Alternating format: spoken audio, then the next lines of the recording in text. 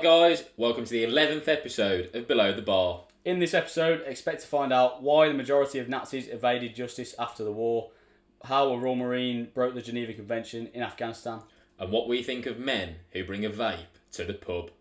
Let's get into it. Before this episode starts, I would like to make a quick announcement. I'll be hosting a military preparation seminar day on the 22nd of July at Forders Gym in Birmingham. We have sourced industry-leading experts to cover a range of topics, including performance nutrition, mindset, self-defense, and much more.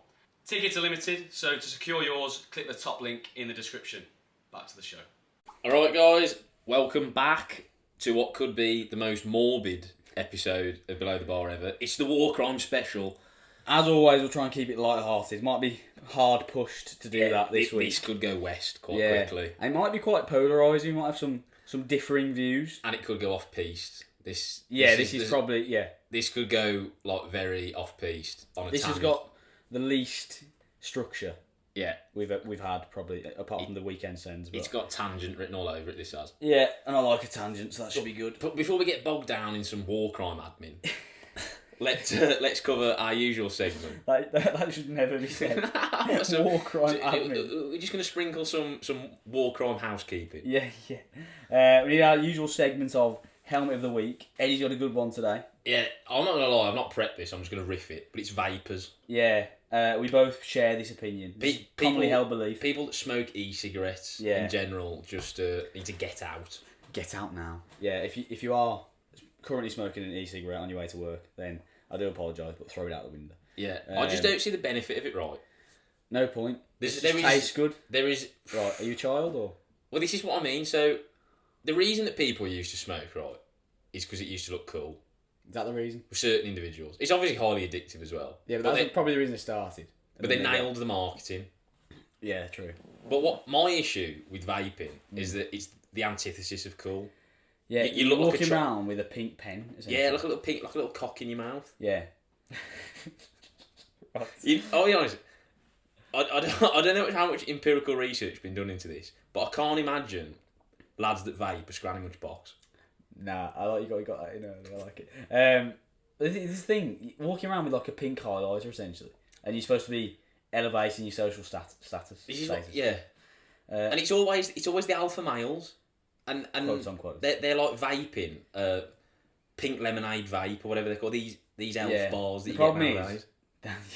these bars you get nowadays. Yeah, but the problem is there's no actual research onto whether it's healthier or less healthy than smoking.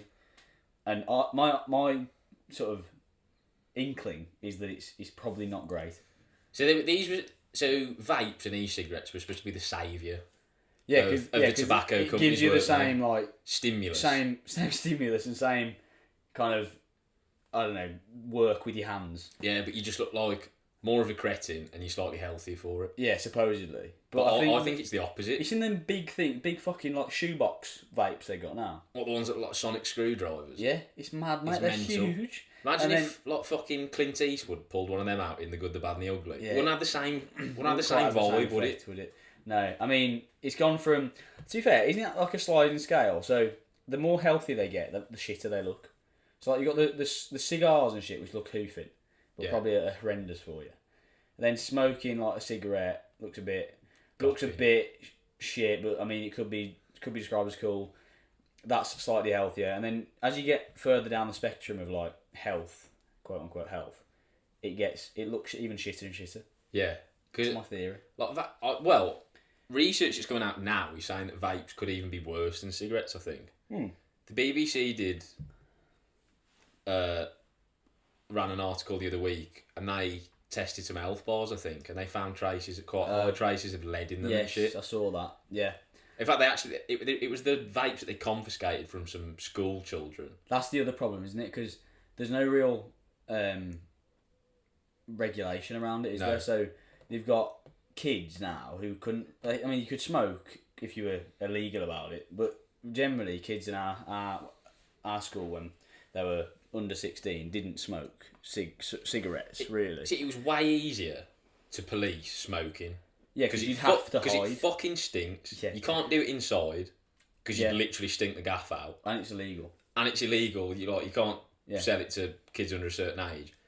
kids can get their hands on vapes. You're literally hidden in plain sight because it's so easy to vape inside. Yeah, it actually looks like a pen. You know, if you were to like, walk around with it, it could pass as something else. So it's not like walking around with a pack of cigarettes. You know, it's a pack of cigarettes. No. And you just look like a hat. Yeah. So, I mean, that's a pretty good helmet of the week this week, I think, because I just don't understand it. I can't get on board with it. The only people that would object to this are vapors who are insecure about their habit. And vape sympathisers. And social vapors. Yeah. They're arguably worse than fully committed vapors because they only do it for peer pressure. Yeah, that's true. That says a lot about your character. It does. If you feel the need to whip out a vape in a social scenario, I'll take a hard look at yourself. To fit in. Yeah.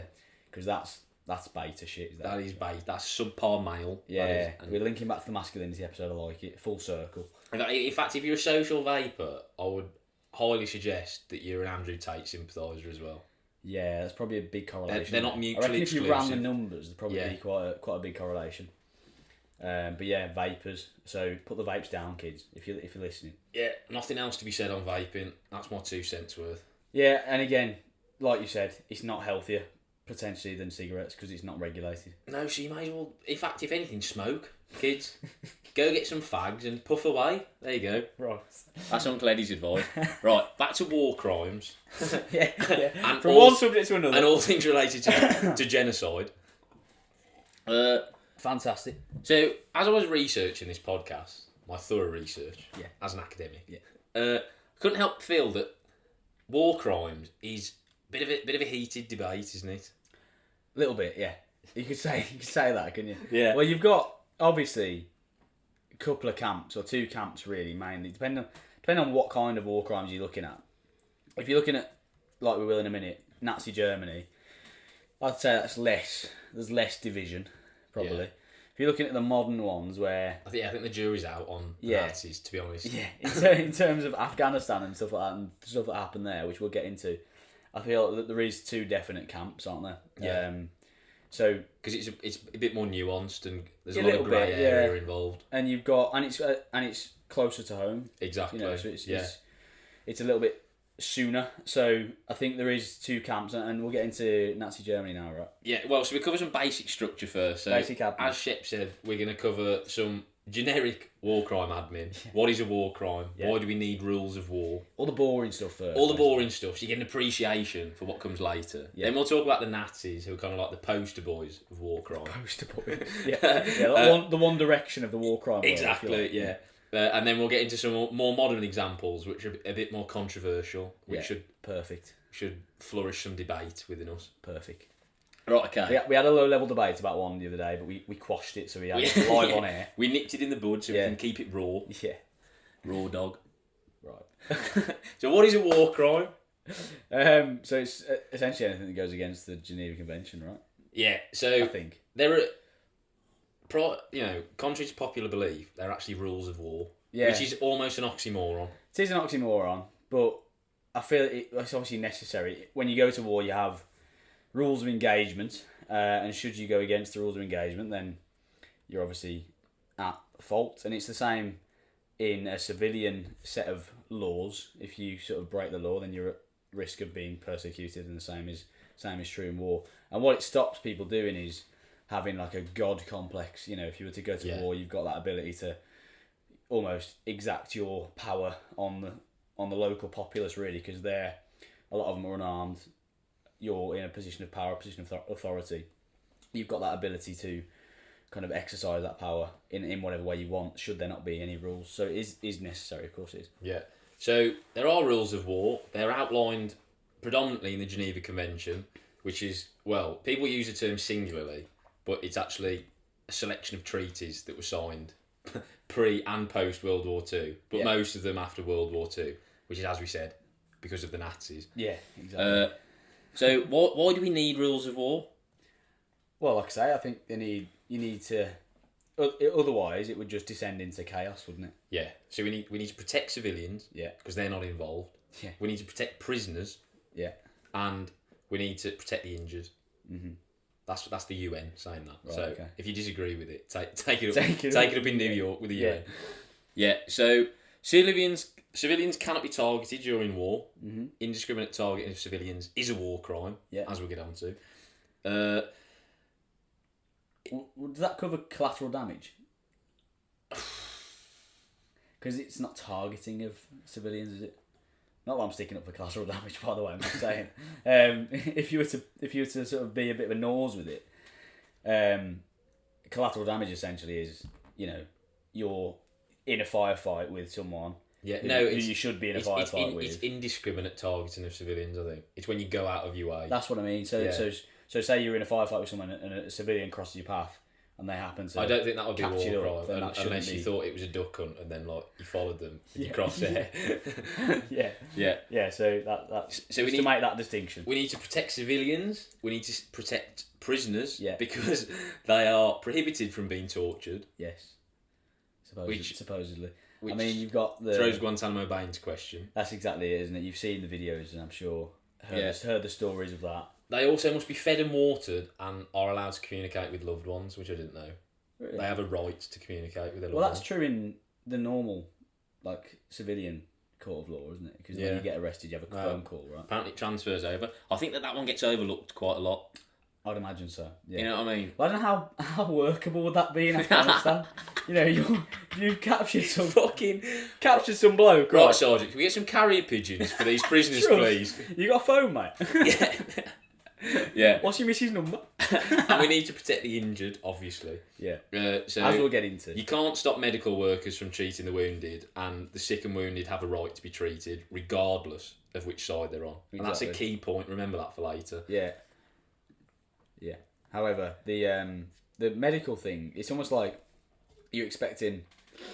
Obviously, this wouldn't be the case in real life, but if you're expecting war to kind of stop so that someone can get medical attention, that's bollocks. It's just not what happens. So, I think it's quite a known fact that medics quite often get targeted in. Yeah, of course. On the battlefield. Not just medics, but battlefield ambulances and stuff like that. They're 100% going to get targeted because they're a key logistical point in the chain. And NGOs and charities as well. The Red Cross and Médecins Sans Frontières, the French charity. Yeah, well, as an enemy force, you're looking at how can we best disable the enemy, right? We don't advocate this, by the way. I'm not fucking Al Qaeda. That's a fact, isn't it? Yeah. It's not the same as what we do to them, but it's a similar idea where we look at supply routes for goods and how can we cut them off essentially from resupplying ammunition, resupplying food, water. We should caveat this episode, by the way, saying that we are once again completely unqualified to talk about this topic. I've never committed a war crime nor been the victim of a war crime / genocide, so I'm not best placed to discuss this topic. Nor have either of us actually been to war. And in doing research for this podcast, I actually felt like a little bit of a fraud, Yeah. So, because we basically, we can cast aspersions about the Nazis. Yeah. But some of the later examples that we go into, because we're so far removed from the context of that situation, you can't really have an opinion on it because you weren't there. No, and also, so just a bit of side note, tangents again. So obviously I obviously spent the time I did in the Corps, and now my job is closely related to that. Preparing people for it.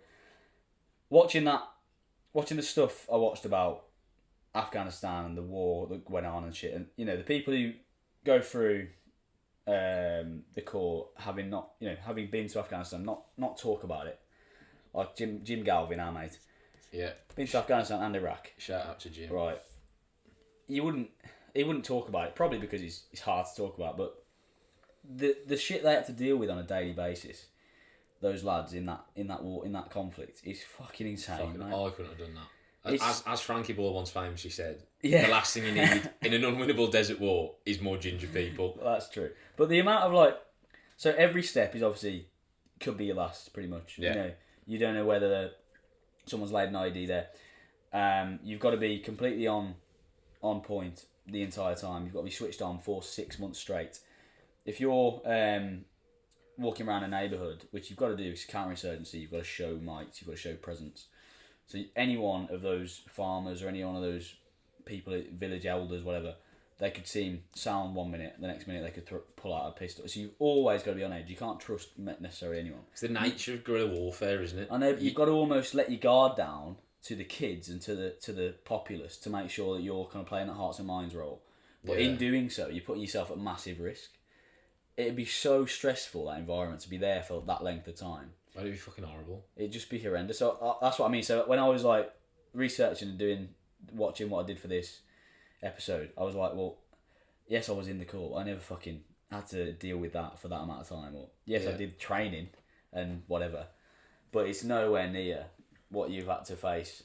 And lads, remember when some lads went straight from training, straight from Limpston, so where Ali's now, straight to the front line as a battlefield casualty replacement. So they'd go into a troop which had already been established, where kind of they knew all their SOPs, everyone knew the ins and outs of it, how everyone worked, and now you're a new bloke having just passed training and you're going to go and assimilate into that troop. It's fucking nails. Hey, theoretically, you could be like 18. You could be 18 and you could be filling the space of someone who's died, so all them lads are like, oh, who's this cunt? Yeah, they're big, quite literally big boots to fill, aren't they? Yeah, exactly, massive boots. So it's, I was feeling like a bit of a fraud watching that sort of stuff. But yeah, it's a hard one. Anyway, let's now back to the podcast. Let's now bring the tone of the episode up a bit and throw some shade on some Nazi war criminals. Yeah. So, bit of history admin. Yeah. If anyone wasn't aware, Second World War, 6 years, pretty bitter conflict. Yeah, pretty shit 6 years. That. We won, so 2-0. 2 wars and 1 walk up. And effectively, all the top brass of the Nazis that were still alive at the time got trialled for their role in the Holocaust. And the various war crimes. And the various other war crimes that they committed. So they all got trialled at Nuremberg, which became known as the Nuremberg trials. Most of them get sentenced to death and were executed. I think some of them served prison sentence. Mm-hmm. But there were a whole load of other Nazis who weren't the top brass, like officers. People who did still horrendous things. Yeah, who did horrendous things, who were mentioned in the UN war crimes list that the UN wrote up after the war. Had 100,000 names in it. Fucking hell, that's bizarre. But a few years after the war, so we're talking like late 1940s now, the mood to bring these people to justice dissipated. Shifted. Yeah. Which seems weird now looking back, because you're like, these people are literally kind of were active participants in a genocide. Participants, yes. They weren't obviously in charge of anything. No. At the top level. Actually, there's some interesting research that was done into German soldiers who refused to execute prisoners, etc. Do you know how many of them were like imprisoned or like shunned? Yeah. How many? None of them. Really? So they had a choice. Yeah, they did have a choice. Okay, interesting. And I think with kind of the public mood changing, I reckon it's probably off the top of my head just something that happened because people wanted to forget. I'm guessing. So it's almost like airing dirty laundry, innit? If you've been through a horrendous 6 years where people have died, you've been, I don't know, on the edge of yourself dying for whatever. Your kids have been sent off to war, all this stuff. The last thing you want to do in the years following that is kind of re-emerge that. It's almost like, it's a horrendous example, but it's one that came to mind. It's almost like a rape victim having to recall the event trauma. In order to bring the person to justice. It just a lot of times doesn't happen because they don't want to go through that initial discomfort, I guess. Yeah, so lack of will, I think, is definitely one. So there are two more that were mentioned in the book that I've read. Right. That is kind of a central theme of this podcast, which is at the end of the bar, if you hadn't already noticed. Exactly. I haven't read it. Audio listeners, I'm now pointing to a book, which is Hunting Evil. Hunting Evil is the book by Guy Walters. It's a good read if you're rid of a World War II nose. Anyway, so you correctly said lack of will. That's one of them. Changing geopolitical situation, another one. Okay. So obviously, we come out of the Second World War, we go straight into the Cold War. Mm-hmm. This is the United States versus the Soviet Union, capitalism versus communism. Yeah. Both sides soon realised that a lot of these Nazis could actually be quite useful to them. Right, okay. So, Operation Paperclip was a CIA project from the late 1940s to the mid 1950s, which actively recruited ex-Nazis Okay. into like the Pentagon, effectively. So The reason being were they useful? So like because they're so like for the nuclear project, for example. Right, yeah. So a lot of top Nazi scientists were recruited and brought over to the United States to then further their own nuclear ambitions. mad. Well, they obviously had sought after knowledge and expertise. It's so strange. So you're a war criminal until we decide you're not. Yeah. Until we want to utilise what you've got, then you're a war criminal. Yeah, and also lack of awareness, which again I don't think we can really comprehend at the moment. But like the mass media as we know it didn't exist. Well, of course, yeah. So widespread awareness of the Holocaust wasn't a thing. That's so crazy to think. It's mad. Because you think anything tiny that happens now, you know instantly about it. But yeah. And obviously it's such a well-known thing now, and it's an accepted truth, like because it happened. All these hats that deny it. Yeah, who's that fucking BNP? Oh, Nick Griffin. Oh, he's a hat. In fact, he can be next week's helmet of the week because he deserves a mention. He does deserve an honourable mention. He used to be rent-free now. Yeah, he used to fuck me off. He's so he was caught at the end of like what was it, like the Cook Report? Yeah, they used to do like basically hounding these shit politicians, basically denying the fact that the Holocaust. Yeah, so he's a hat for that. But we'll talk more about that helmet next week. Yeah, we'll get into that. Yeah, so lack of awareness. That's interesting. I didn't think about that one. Yeah, so I don't think it was. Surely it was still published in papers and stuff, right? It was, but I think it really got brought to the public attention when during the Adolf Eichmann trial. Yeah. So in the so Adolf Eichmann was another one of the top Nazis. He was like the archetype. Top G. Top G, yeah. Archetypal Nazi. One of the orchestrators of the Holocaust. He actually escaped after the war, but Mossad tracked him down in 1960, I think, and brought him back to Israel for trial. And it was then, when television was more widespread, that there was more awareness for it. And that's obviously 15 years later. So, yeah, the hunting then for other Nazi war criminals probably isn't. Yeah, I think the immediate news footage of Britain, you know, when we liberated like one of the concentration camps, I think the immediate news footage on the BBC didn't actually mention that they were Jewish. Oh, really? It emphasised the fact that they were German because we wanted it to be known that they were killing their own people. Oh, okay. That's mad. That's propaganda, though, isn't it? Yeah. It's similar to obviously what's happening now in Russia and North Korea to a kind of further extent. The true extent of the war crimes in Ukraine at the moment remain unknown for now. But there's a lot of them. I'm not an expert, but 100%. I know that probably on both sides, but more so Russia. Well, you can probably... Because these things escalate, don't they? So yeah, there wasn't really an appetite for hunting these Nazis after the war. So who fills the void? Amateurs. Right. Amateurs. And we'll now throw shade on them as well. So this is where it gets controversial, right? Because the most famous Nazi hunter in the world, was a man called Simon Wiesenthal, who is revered in places like Germany and Israel as a god. But he was actually a charlatan. Oh, really? Yeah. Okay. I'm going to elaborate on that now. So he personally claimed to have tracked down over 1,100 Nazis over his career. He literally dedicated his life to this. There are actual streets and shit named after him in Germany. Like that, he's that level of like god. Mad. Right. So Guy Walters did a lot of digging in the research for his book. You know what the real figure was? What? About 10. Right. So this guy, kudos to Simon Wiesenthal because he's effectively a PR mastermind. True. That is some mad marketing, that. I mean, to be fair, the fact that he tracked 10 down is still impressive. Like, you can't take that away from him. But he shot himself in the foot by inflating the figures by 100 times. By cooking the numbers. Yeah. That's mad, you know. That's it's a bit like the I'm going to use a Harry Potter reference. We love a Harry Potter reference. You know his Chamber of Secrets when that teacher, he's an author, has done all these amazing things. Yeah. And it just turns out he just wiped the memory of the fucking bloke who actually done it and written the book on his terms. That's a great analogy. Yeah. That's Simon Wiesenthal.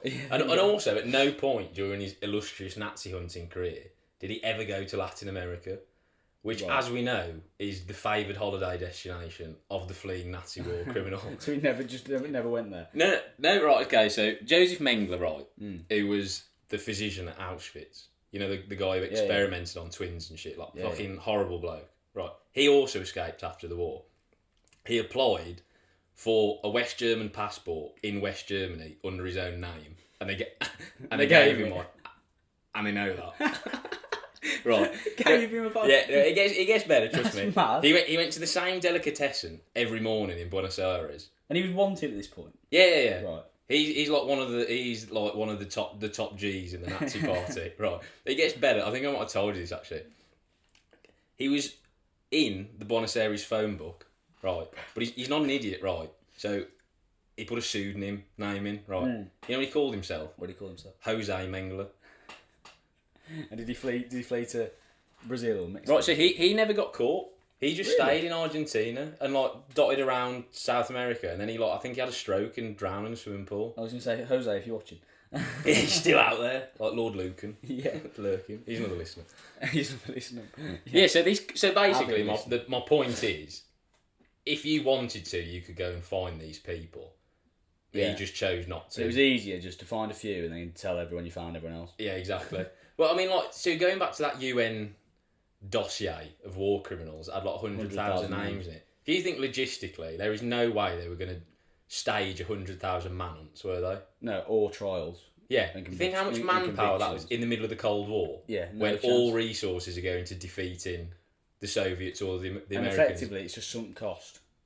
It's like the sunk cost fallacy, isn't it? They're investing in something that's already gone. Yeah, because it's just bad blood then. Yeah. Like, if you're... So we don't appreciate this as much in Britain, I don't think. But if you were in, like, mainland Europe after the war, and literally your entire country has been blown to shit, you're just going to want to rebuild your country, aren't you? Well, exactly. You focus on next rather than thinking... Dwelling on the past. Yeah. Well, that's mad. Like you say, 100,000 names. He's probably... Were the public privy to this list? So I think you could request it. So did the Nazi hunter just request the list and go right?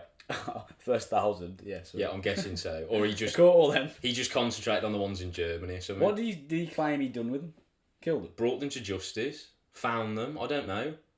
Surely that's a big hole in his basement. But this is the day before the day Joseph Fritzl. Molest them. But like, yeah. So this, to be fair, even staging 10 manhunts is impressive on your own. You remember the manhunt for Raoul Moat? Yeah. Remember how much police resource that took? Yeah, true. This is just one guy. Just a Geordie with a shotgun. Yeah, true. This is just one geezer on his own, hunting down 10 fellas. But this is a bit like, have you seen paedophile hunters? Of course. On YouTube. Yeah. Actually, they found me at one point. I'm not allowed to talk about that on camera. Managed to get away with it. Yeah. It's reminded me of that because there's a mixed public opinion of them as well. Some people think it's a good thing that they're doing this kind of vigilante work. Other people, namely the police, think it's a bad thing because it's unregulated. Because it's unregulated. A lot of the people that they are tracking down, they are in the wrong, but they quite clearly have like learning difficulties and mental stuff. health issues. Yeah, exactly. Lonely. So it's not as clear cut as just. Yeah, they are a complete paedophile and oftentimes it's like they impersonate a kid online, right? Yeah. And they just get this online back and forth to a point where they've said, yes, I'll meet you. They'll meet them, and at that point, really, no crime's really been committed, has it? No. I guess there's no black and white crime. Obviously, it's fucking not nice. It's kind of like it's preemptive, isn't it? It's preemptive. It's a bit like grooming. I'm guessing, isn't it? Yeah. Is it a bit like that? That's a crime, isn't it? So maybe that is. Yeah. But yeah, essentially they always, but again, yeah, almost always don't get a conviction out of it. So it's basically useless. It's very murky, isn't it? The only useful part of it is the fact that they use online means to expose the person, and that person in the local area is known as a nonce. Final point again, a bit of a tangent there. Yeah. You got to sprinkle in some paedophile. I'm good at the tangent. So obviously, there were war crimes committed on both sides during the war. Mm-hmm. So like the Dresden bombing, Yeah. It's like the Allied bombing campaign on like German cities like Dresden, Yeah. which did target like civilian areas. That is a war crime, right?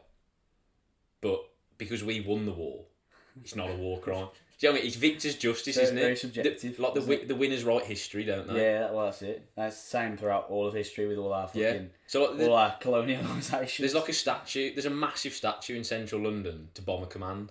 Oh, really? You know who like masterminded like the aerial bombardment of Germany during the war. Which is actually a war crime. Well, yeah, because it's just carpet bombing German cities, which is obviously like full of civilians. Yeah, that's mad, isn't it? Was it this? So was this characterisation of war crimes after World War II or before? So I think it was. I think the Geneva. No, so there was because it's like a series of treaties, right? So some documents existed pre-World War II, but kind of the war crimes as we know them today were basically drafted following World War II. So it potentially wasn't a war crime when it happened. But then neither was, a lot of what the Nazis did. Do you know what I mean? True. So I think what happened in World War II influenced how the Geneva Convention was shaped. But yeah, and there was the Biscari massacre in Italy as well in 1943, where a load of American GIs, I think they murdered like 70 odd Italian POWs. Okay. Just because they couldn't be fucked with the admin, I think. Which is mad. That's mental. And like no one knows about that. No, and again, that is, as we know today, a war crime. Yeah, that's mental. Like you said at the start, prisoners, not only can you not kill them, but you have to treat them with somewhat respect. Yeah. And the fact that they're still persecuting Nazi war criminals today. Yeah. Do you remember like last year? I think they tracked down one of the concentration camp guards or something, who was like 104 or something mental. That's fucking mad. And he got persecuted. Yeah, he got charged with like 3,000 accessories of murder or something. Did he get put in prison? He got like a 4-year sentence.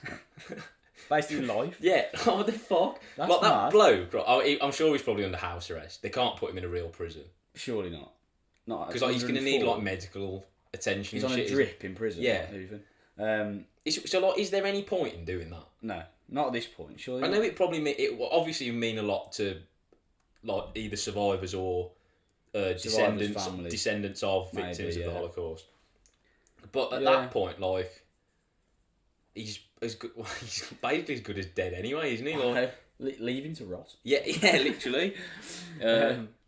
Yeah, that's mad. So they're still targeting them today, and like you say, is that an effective use of resource in the modern world? That's what I mean. Like which is finite. That court time could have convicted a paedophile, as you said. You know what I mean? Exactly, yeah.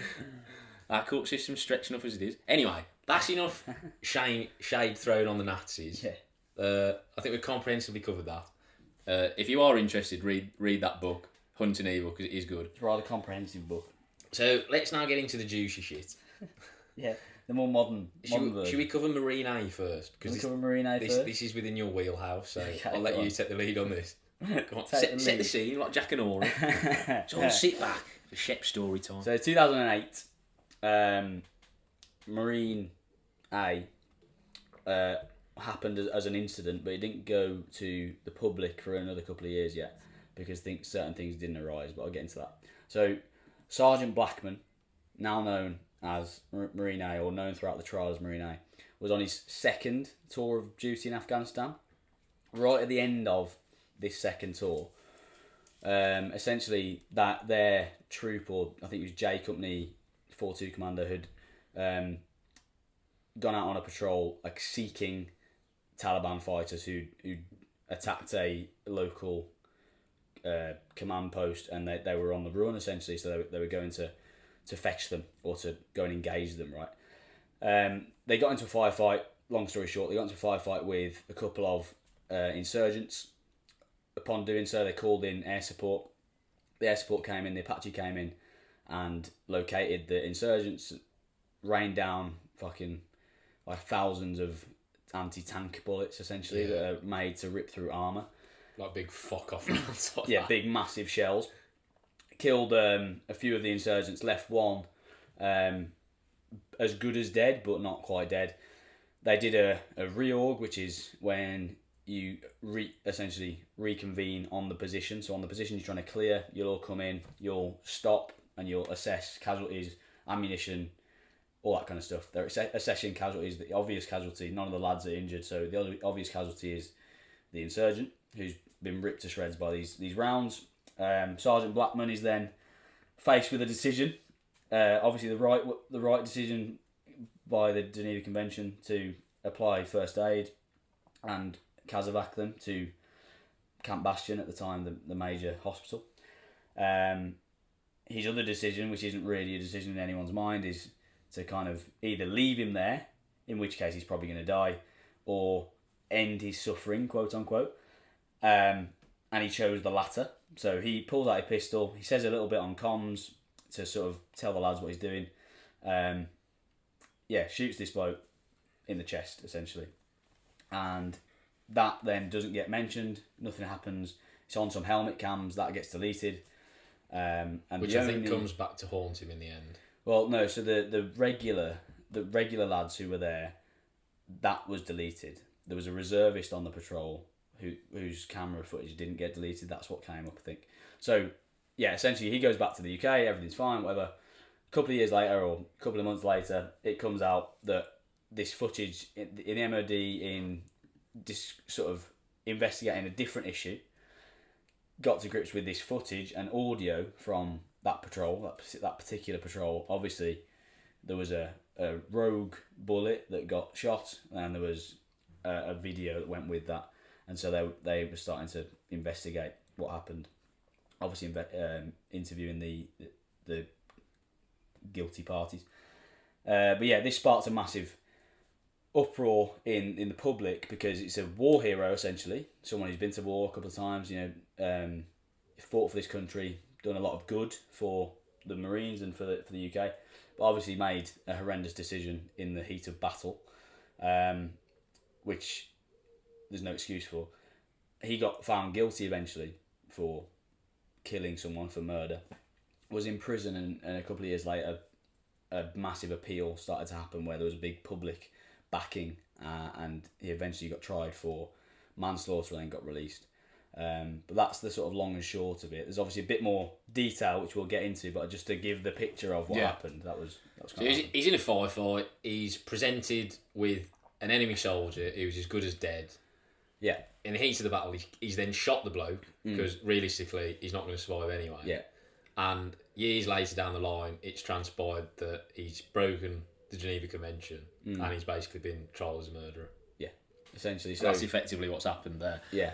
So in that moment, he's obviously, like I say, he should have called in a evacuation helicopter, and that would have.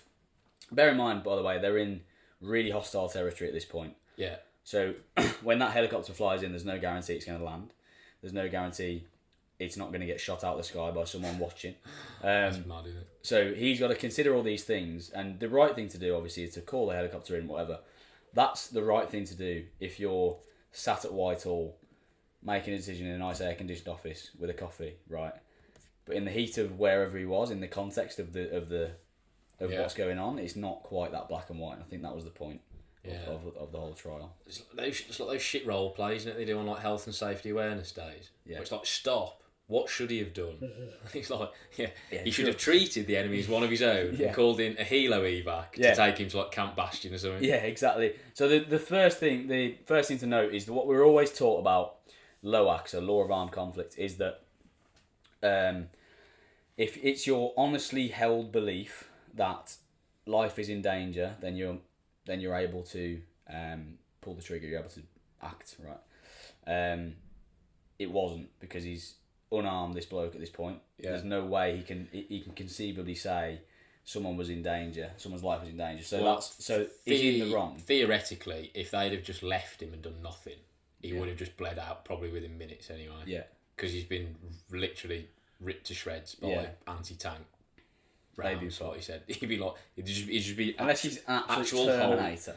Apparently the official report said he'd been hit over 100 times. Yeah. So I don't know how there's anything of him left. I don't know. Apparently he was still alive. He was still moving when he shot him. And so when he shoots him, you see on the video, they don't show it anywhere obviously, but he clutches his chest apparently. Fucking, is his bloke nails? He's fucking Terminator, bro. Yeah, true. You know what I mean? I'll be back. Maybe he will be. But there's a lot that goes into this split-second decision, and eventually, like we were talking about the other day, he gets tried with. What's the word? What was the word they used? What's the condition? He kind of not condition, but adjustment disorder. Adjustment disorder. So essentially, when your morals or whatever adjust because of what you've been exposed to, essentially. So this bloke, 2 tours of horrendous place. That tour was particularly stressful because he was the leader. He was a troop sergeant. So part of the documentary that I watched was right at the start of that 6-month tour. There's about 100 Marines who are getting deployed forward from where Sergeant Blackman's kind of company is. One or two of those Marines are kind of being mentored by. So in the Marines, you get assigned mentors essentially in the chain of command. So one of his mentorees was going on that forward deployment with the 100 blokes. 2 days later, he sat there listening to the radio coming in, and hears there's been a blast, and this guy who's been mentoring for however long has been killed in that blast. So that's one thing right at the start of the tour. It's not going to be fucking easy to deal with, is it? No. The other thing, because he sat there helpless essentially, just listening to this thing come in. And then the other thing that happened halfway through that tour was he got flown back for his dad who died in the UK. Did all the shit for that funeral or whatever, then flew back. So again, these things are all happening. He's obviously done 2 tours at this point. At this point as well, you're starting to think that, is there any point into what we're doing at the moment? Yeah, there's this disillusionment. Disillusion with what you're doing. You're losing loads of lads. Loads of lads are going home injured. It's like heat of the conflict. You know, it's people going down left, right, and centre. You can't actually see any noticeable change in terms of you've been there before. So you've been there a couple of years ago. You've been there now. Is there any noticeable change? Probably not that much. So you're thinking all this fucking life is getting lost. All these good lads are losing limbs, whatever. Yeah, like your own family relationships back home are breaking down. Because you're in fucking Afghan. For no fucking reason. What's the point? Yeah. Yeah, so you're really disillusioned by this point. And by the way, I'm not sticking up for what he did. I'm just painting the full picture. Yeah, you've got to contextualise it, haven't you? Yeah. So essentially, this is why they found that he had adjustment disorder, because he was in a rather unique set of circumstances. Yeah. It's like, well, from what I read, you kind of like disorientated effectively. Yeah. Because you're being pulled from pillar to post, you're under that much stress, you can't really fully comprehend your actions. Yeah, well, again, you can imagine how distorted morals feel when you're in obviously it's easy sat here right now where we know black and white, killing someone's bad.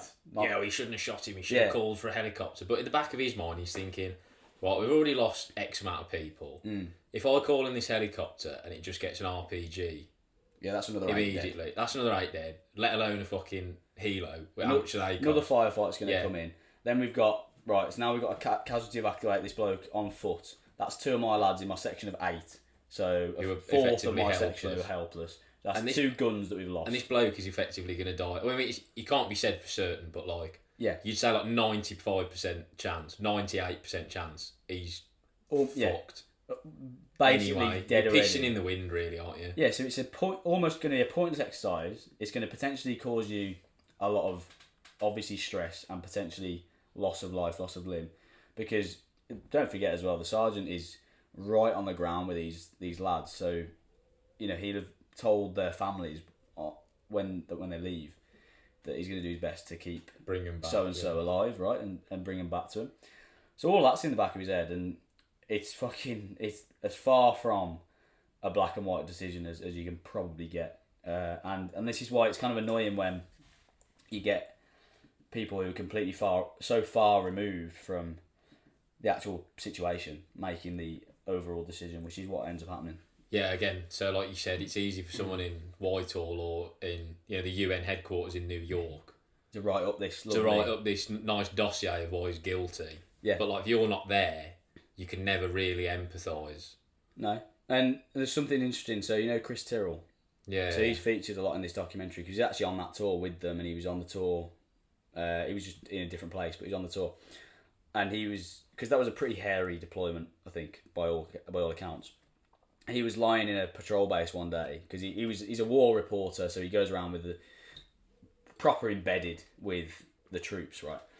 And he's lying there. There's like grenades going out, there's bombs going off everywhere, and he's like, I'm laying. He's writing a diary whenever he's in a war zone. He writes a diary, and one of the lines he writes is quite interesting. He goes, "As with each passing day, the line between a Medal of Honor and a war crime becomes ever so thin. And so it's a good line, that. It is a good line, but that was before this happened, which is interesting because a few months down the line, that actually did happen. Yeah.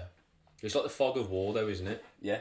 It all just descends, and then shit hits the fan. Yeah. And people are left with all these, like, mental disorders because it's just Well, they can't readjust in reality because of what they've that's seen. That's the issue coming back as well, Yeah. coming back to normality. But you can quite clearly tell, not that I'm an amazing judge of character, but the interviews I've seen Sergeant Blackman in, he's not a cold-blooded killer, murderer, crazy person, right? So he would have just been end of the tour. He's like, right, the lads have got left. Let's fucking get them home, shall we? Yeah. And let's do whatever it takes to get them home. And the audio, you've heard the audio? No. No. I've literally only read about this. Okay. I haven't watched any audio. Okay, the audio is chilling, to be fair, because when you hear it, obviously out of context, it's not nice. So they published the PRR, so the headset to headset communication of the lads. This is always insular, so it's within the section, so all the lads can hear it. The hierarchy can't hear it unless he pressed a different button. He'd been fucked then. But apparently he said on that comms that I've just broken the Geneva Convention. Yeah, he did. This is what I mean. So he says, which way? So there was a helo. He's kind of incriminated himself there. Massively. Yeah. So there was a helo overhead, the one that shot him initially. What he asks on comms, he goes, "Which way did that Apache go?" And one of the lads goes south, so he knows it's gone, so he can't see him. Right. Yeah. This is the other thing. That's incriminating. And then you hear the shots, and then you hear him go. Right, obviously that doesn't go anywhere, lads. I've just broke the Geneva Convention. And then all the lads go, yeah, Roger. But they're only saying that because they, at that point, they don't fucking know what to do. Yeah. That would have not even been in their heads that he's going to do that. No. Well, there's not a lot they can do. He shot him now. There's nothing they can do. And he's their sergeant. He's the most senior bloke on the ground. So it's a bit savage. And then he goes and he says something else to the bloke, who's like to the tune of encouraging him to die faster, essentially. And then I think later, Blackman claimed that the guy was actually already dead. Yeah, that was his initial line. When he was referring to breaking the Geneva Convention, he was on about desecrating a body, which is also a war crime, but obviously not as frowned upon as execution. Yeah, and again, which again probably I don't know. Like he probably didn't do himself any favours in the long run. No, but he probably didn't think it was going to escalate to that extent. What he didn't think was they had clip 5. So they had clip 4, which was all the way up until the shooting, but they had clip 5, which was a video shot of the bloke moving, and then he shot him, and then he moves again. So you can't say he was dead already. No. So what do we make of this as a whole? Then bringing into conclusions. How long did he serve in prison in total? 8 years. 8 years, and he's out now, isn't he? He's out now. Yeah. What do we make of that? It's difficult, isn't it? Bearing in mind, right, there are probably other British troops that did this in Afghanistan. Yeah.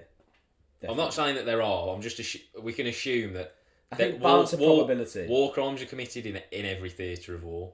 Balance of probability. This happened more. Yeah. Right. So he's probably in his cell thinking, like, I know of people that have done this. Yeah. Probably. But they haven't been convicted of it. Well, the damning evidence was the comms. Yeah, he's just basically the wrong place, wrong time. Yeah, and look, again, we're not excusing him, but it is. You've just got to factor in how difficult of an experience that would be. And I know there's people who can't even hear that, And they're like, oh no, but he shouldn't have done it. But you're just completely so far removed from ever being in that scenario, ever being that stressed, that run down, that fatigued. There's so much that kind of goes into it. Your decision making, even when you're when you're malnourished and underslept. I get fucking panicky when like my email inbox is too full. Do you know what I mean? My decision making goes haywire then. You know what I mean? Yeah, when I'm trying to organise a fucking piss up. Yeah. That's too much for me. Let alone trying to actually like keep 8 blokes alive in an active war zone. Yeah, where any step or lean could be your last. Yeah, exactly. It's absurd. Like I was saying, kind of towards the start though, this was the documentary I was referring to where you see the lads walking around and how hostile it is. That would have been fucking so hard to deal with. Like, so hard to deal with. And I've obviously done the training for it, essentially, the counterinsurgency training, and it covers bits of it. But until you see and put yourself in the shoes of someone in that role, it's just insane. And when you got to think, this is kind of off topic, but not really. When they got fired at, generally, if they were in an open place, they would not have a clue where that fucking fire's come from. And so, the other thing is, right, with the rules of engagement is, don't they have to be fired at first before they can return fire? So you kind of have to put yourself out there a bit anyway. Yeah, a lot of the job of that troop, certainly that unit, at that point in the war, was to draw out the Taliban, right. Which is a fucking shit detail. Yeah, you're going to be fuming with that because you're basically target. You're just target. It's literally like a duck hunt. So certainly the first person targeted is like 90% going to die. Because you're going to line it up, aren't you, if you're Taliban? You don't want to be like front of the patrol, do you? Nah, front or if you're on a... It depends what formation you're in, but... Well, it's a lucky dip, really, isn't it? You just don't want to be the guy that's shot at first. Terrible, mate. And then, yeah, so initially what you do when you're shot at is you turn to the general direction of the fire, return fire, and then get into cover and try and return more accurate fire, right?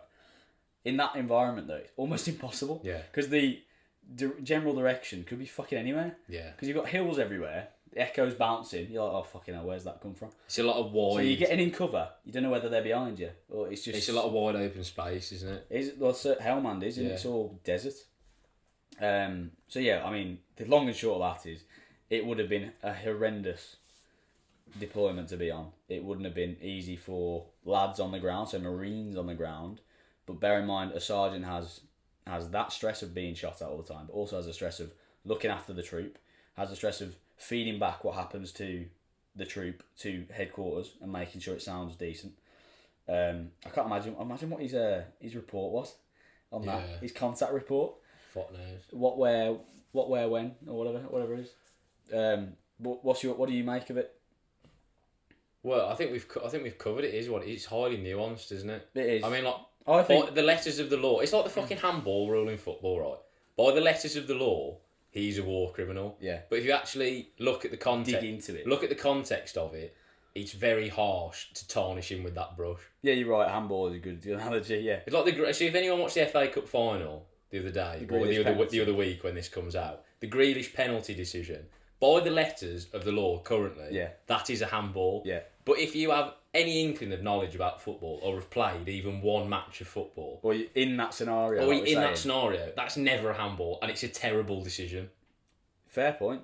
Yeah. That's a really good analogy. Yeah. Yeah. Anyway, he served his time now. He's out. A free man. Yeah. So it is what it is. I think he got his dishonourable discharge retracted as well. I think so. Oh, good.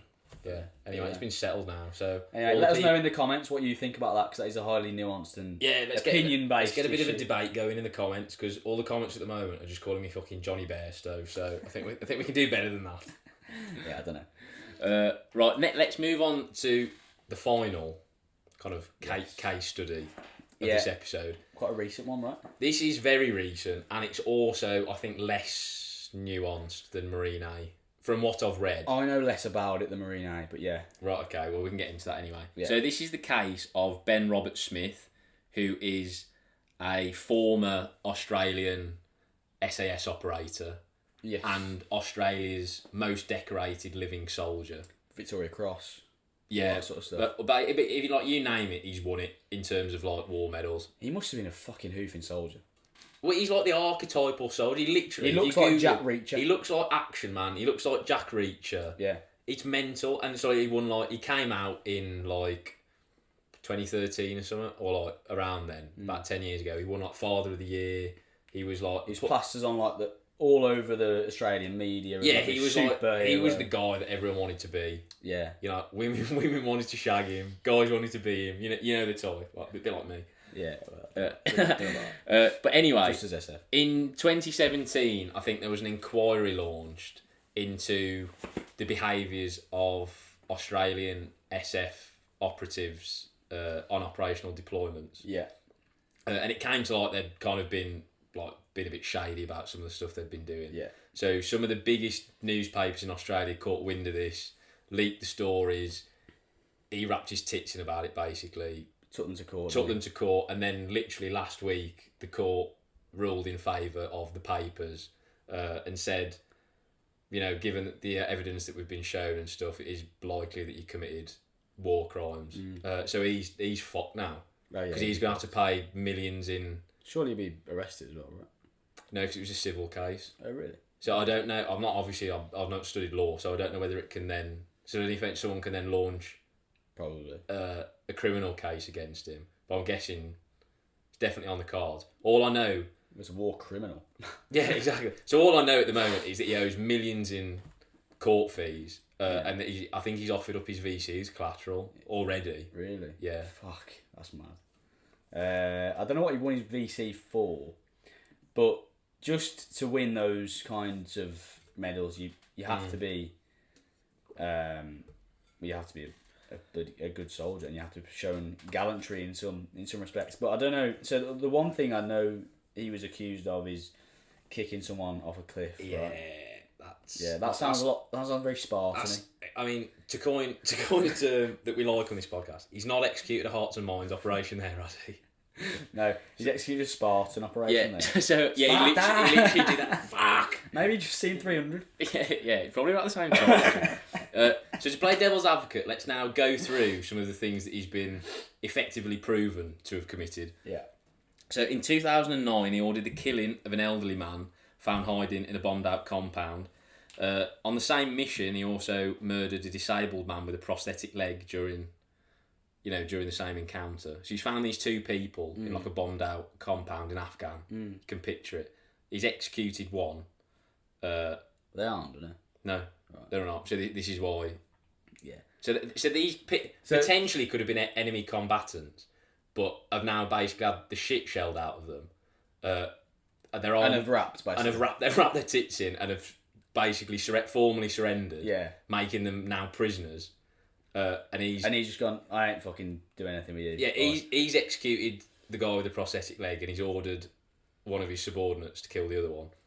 The prosthetic leg was then souvenired by another soldier and later used as a drinking vessel.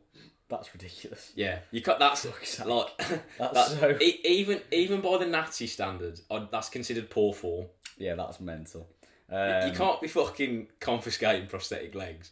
No, that's fucking. Especially after you've just murdered the bloke. Yeah, so apparently, like this was very on brand for the Australian SF at the time. Okay. They were doing all kinds of shit like this. Yeah, maybe it was a bit of an echo chamber for them. Yeah, they're stuck in their own little echo chamber. But so you can see straight away the difference between what we've just been talking about with Marine A. Yeah. To this, because this is very indiscriminate, isn't it? Very indiscriminate, and there's not that kind of. Because theoretically, right, if he hasn't executed these two blokes, they would survive. Oh yeah, exactly. They're prisoners of war. They're POWs now. Yeah, the only consistency with the story is they would have to extract them. Yeah, which would potentially cause undue stress, but that's part of the job. Yeah, especially if they have identified them as like insurgents who've surrendered, because then they're prisoners, so they have to deal with them. If they're just civilians, they can leave them. Yeah. But if they're not, then I'm guessing. No, I think so. Yeah, you're right. Yeah, but anyway, and then obviously said in 2012, the one that you mentioned, so he kicked a handcuffed prisoner off a cliff, which was about 10. So he says cliff. It's not a cliff. It's like it's a dried out riverbed. Right. It's about a 10-metre fall, which is still a long way to be kicked. 10 metres. Yeah. Fucking, that is a long way. Yeah. So then they walked down to him.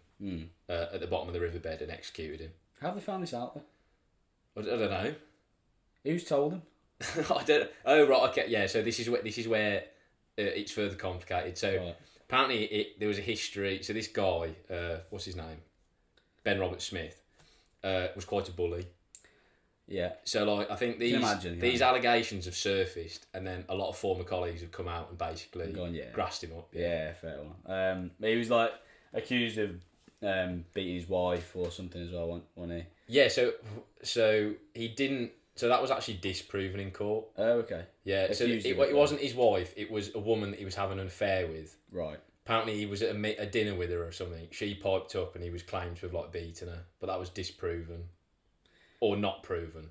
Yeah. So he's not covering himself in glory. Yeah, exactly. Yeah, so he was like, yeah, he was having an affair. So it was like that in itself. Kind of says a bit about his. Not character. a great bloke, is he? No. Aside from the fact he's SF, but so there was also allegations that he was complicit in more murders as well, but none of that came to light. So, No. So the fact that there's more rumours circulating about him as probably not far from the truth, are they? No. Yeah, well, I guess. I mean, the only devil's advocate thing I can play here, right? Go on. And bear in mind, devil's advocate, right? I don't think this, but is that certainly in the special forces community, when someone leaves and becomes of notoriety, Bitterness kicks in. Bitterness amongst the others could kick in, and could encourage them to throw him under the bus. Yeah. Not saying that's what's happened, but there's a dip with David Goggins. Obviously, we all know our favourite fucking. Goggins. Who's going to carry the boats though? Who's going to carry the boats? You know, they don't know me, son. All that sort of good stuff. You know. Anyway, our favourite boat carrier, David Goggins. Friend of the boat, Pete. Yeah. And the podcast. It'll be on next week.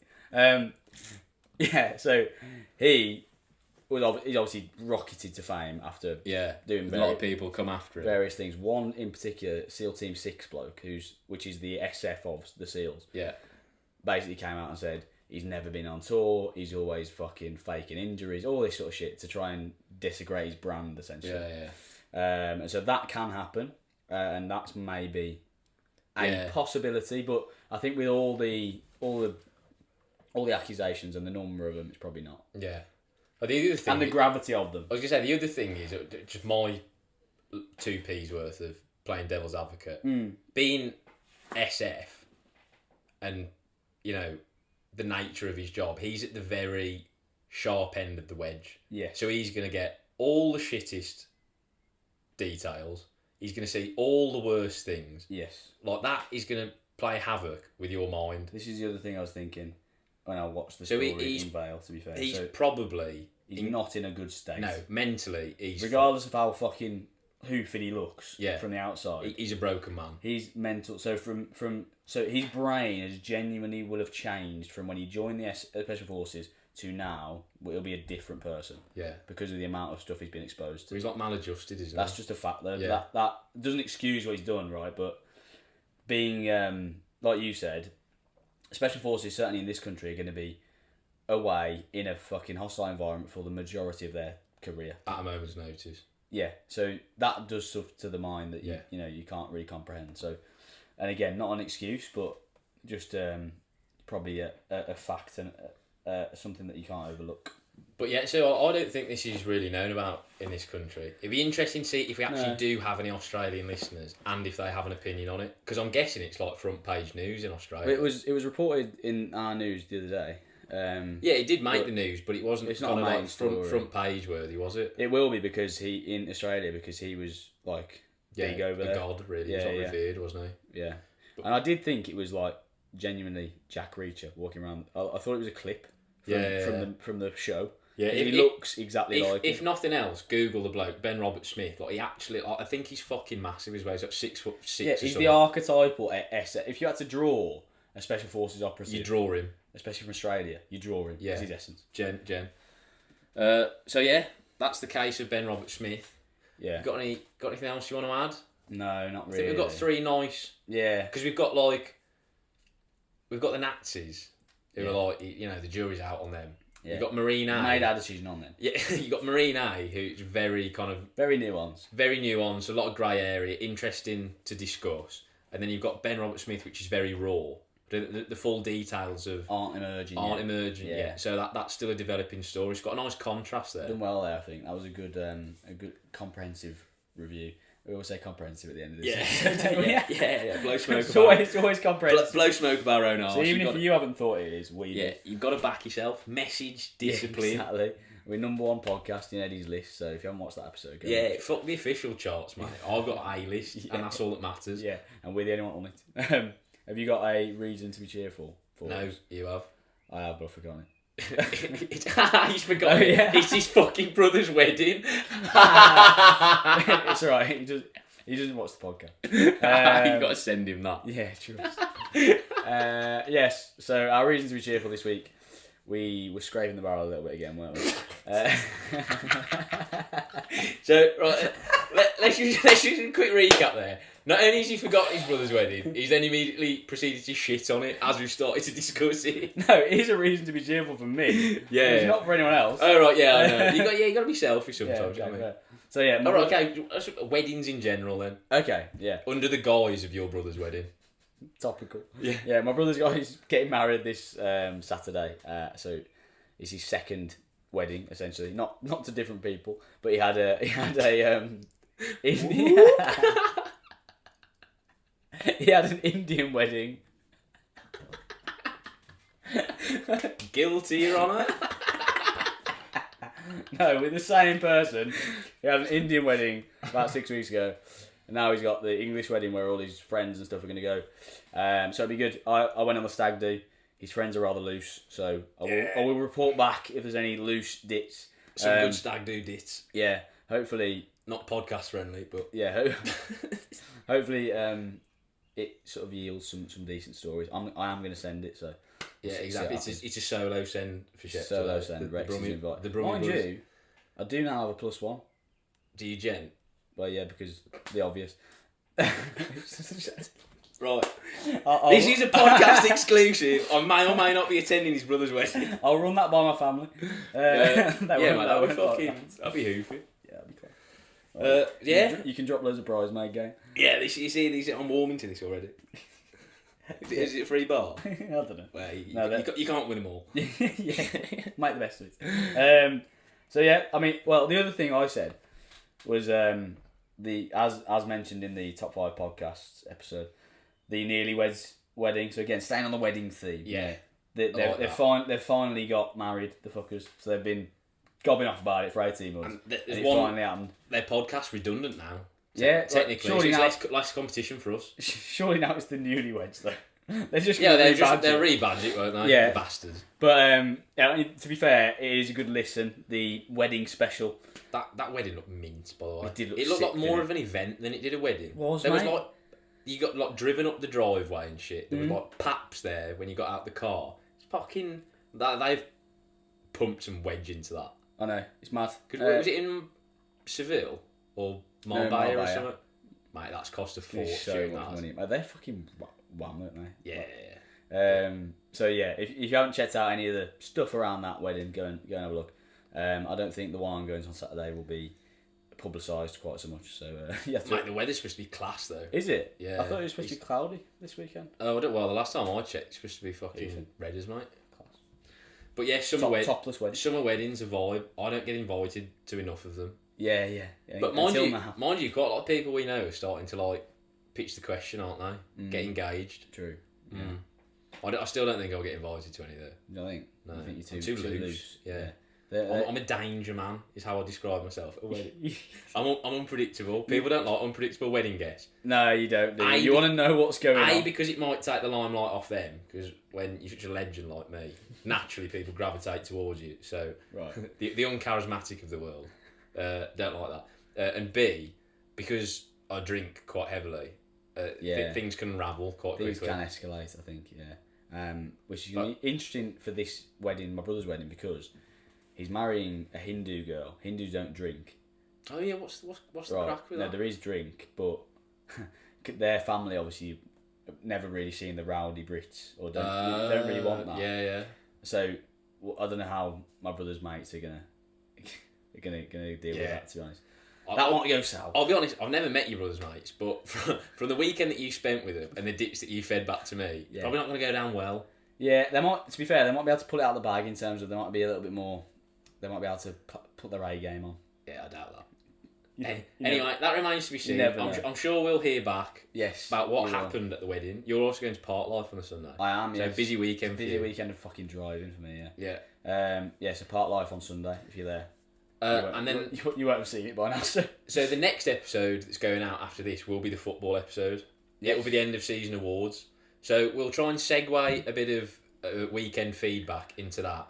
But the main topic of conversation will be the end of season awards, and we will be throwing shades at certain individuals. And make sure you tune in on the video because it's going to be quite the spectacle. Yeah, we've got a few tricks up our sleeve. Yeah, we won't let anything on yet, but make sure you tune in for that one. This is going to be a good episode. That is going to be a good episode. For that. Yeah. But yeah, thanks for listening to this one. Gone a little bit off piece there, but war crimes, funnily enough, was the topic of today. Yeah. We ended with weddings. Started with war crimes. Yeah. Wanky vapors, war crimes, and weddings. There you go. Yeah, there's the title. Perfect. Alliteration, rule of 3, all the good gubbins stuff. there. Right, cool.